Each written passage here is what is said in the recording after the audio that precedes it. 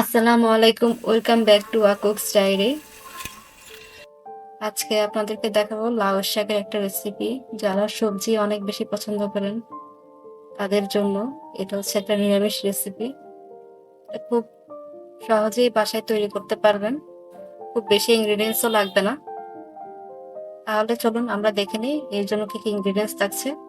এখানে আমি পেঁয়াজ কুচি নিয়েছি, কাঁচামরিচ, টমেটো নিয়েছি 3টি, মসুরের ডাল নিয়েছি হাফ কাপ, রসুন বাটা নিয়েছি 2 চা চামচ। এখন এই সবগুলো ইনগ্রেডিয়েন্টস এই শাক রান্নাতে লাগবে। এর জন্য প্রথমে আমি এই যে ডাল নিয়েছি, ডালগুলোকে খুব সুন্দর করে ধুয়ে নিয়েছি। ধুয়ে প্যানে আমি এখন পানি দিয়েছি, পরিমাণ মতো পানি দিব। আমি প্রায় 4 কাপের মতো পানি দিয়েছি। পানিটা একটু বেশি লাগবে যেহেতু ডালটা সিদ্ধ হবে। লবণ দিয়ে দিচ্ছি পরিমাণ মতো, আমি 1 চা চামচ লবণ দিয়েছি। হলুদ দিয়েছি হাফ 1 চা চামচ,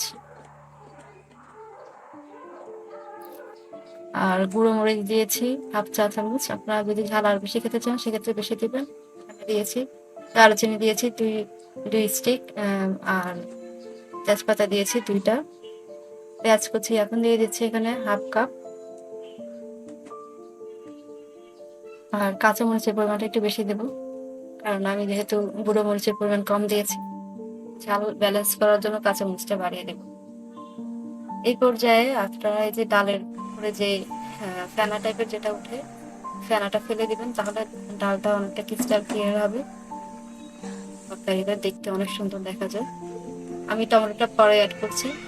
ডালটা যখন হাফ সিদ্ধ হয়ে গিয়েছে তখন আমি টমেটো অ্যাড করে দিয়েছি, অল্প আগে অ্যাড করা যাবে না।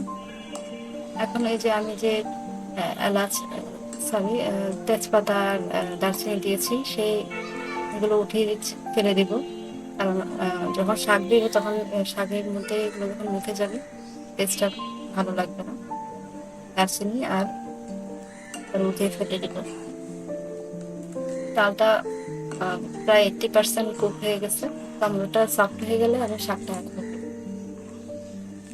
খুব ইজি একটা রেসিপি এটা, আমাদের অনেক পুরনো একটা ট্রেডিশন বাঙালি মেয়েদের।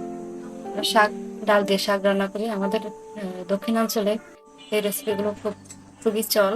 আমরা ডাল দিয়ে বিভিন্ন সবজি রান্না করি মাছের পরিবর্তে। আগে যখন দাদি নানি ওনারা যখন মানে মাছটা তো তখন এতটা অ্যাভেলেবেল ছিল না। আমার নানুরা দেখতাম, নানু বা আমার দাদুরা, ওনারা তো সপ্তাহে একদিন বাজার হতো, তখন মাছ ওই সপ্তাহে একদিনই আনা হতো। তো তখন কি হতো, এই যে ডাল, বিভিন্ন রকমের ডাল, সবজি, এগুলো এগুলো দিয়ে রেসিপি হতো, শুটকি খাওয়া হতো, বা যদি পুকুরে মাছ থাকতো পুকুর থেকে মাছ ধরে খাওয়া হতো, ঘরের পালা মুরগি খাওয়া হতো। তখনকার মানুষ অনেক সুস্থ ও সবল ছিল। এখন আমরা সব মানে ফ্রোজেন খাবার খেয়ে খেয়ে আমাদের শরীরের অবস্থা আগের মতো আর নাই। এই ভেগান রেসিপিটা খুবই মজার, আপনারা অবশ্যই ট্রাই করবেন। যারা নিরামিষ খেতে পছন্দ করেন বাসায় চেষ্টা করবেন তৈরি করার।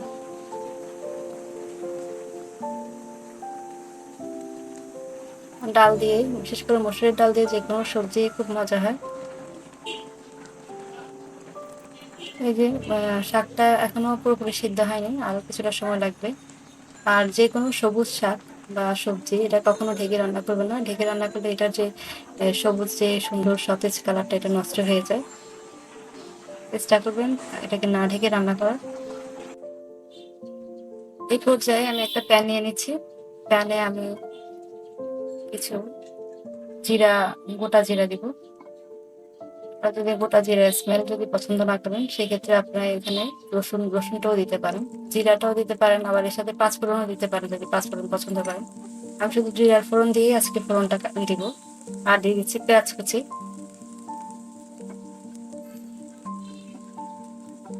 যখন পেঁয়াজ আর জিরাটা লাল লাল হয়ে যাবে, ফ্রাই হয়ে যাবে, তখন এটা আমি শাক তাতে অ্যাড করে দিব।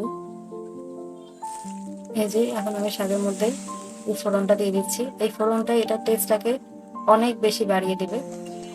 বাসায় অবশ্যই ট্রাই করবেন, তাহলে বুঝতে পারবেন যে এই রেসিপিটা কতটা মজার হয়। এতে যে খুব বেশি তেল ইউজ করা হয়েছে তা না, আমি সরিষার তেল ইউজ করেছি। খুবই হেলদি একটা রেসিপি। বাসায় চেষ্টা করবেন রান্না করে খাওয়ার জন্য। ছোট, বড়, বয়স্ক মানুষ যারা আছেন তাদের জন্য খুবই উপকারী একটা রেসিপি। বাচ্চাদের জন্য রান্না করলে সেক্ষেত্রে মরিচের পরিমাণটা একটু কমিয়ে দেবেন। শাকের কালারটা দেখেন আমার একটু পরিবর্তন হয় নাই, গ্রিন কালারই আছে।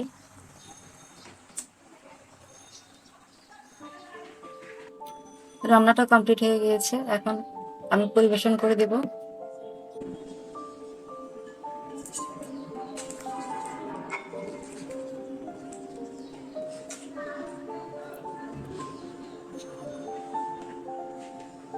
দুপুরের লাঞ্চ টাইমে যদি এরকম একটা ভেজিটেবলস থাকে, শাকের রেসিপি থাকে, তাহলে আর কিছুই লাগবে না। গরম ভাতের সাথে একেবারে জমে যাবে। আপনারা অবশ্যই ট্রাই করবেন এই রেসিপিটি বাসায় বানানোর জন্য এবং আমাকে জানাবেন যে রেসিপিটা আপনার কাছে কেমন লেগেছে।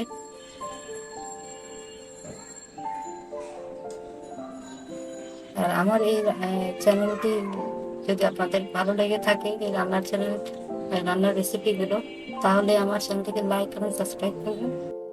আসসালামু আলাইকুম।